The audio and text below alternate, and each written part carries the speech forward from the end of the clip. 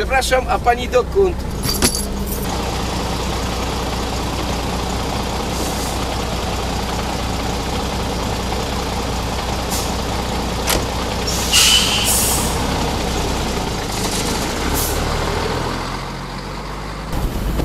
No to po 200? Po 250. Toś nie jest tirowka. Każdy orze jak może. Chodź, chodź, pojechała.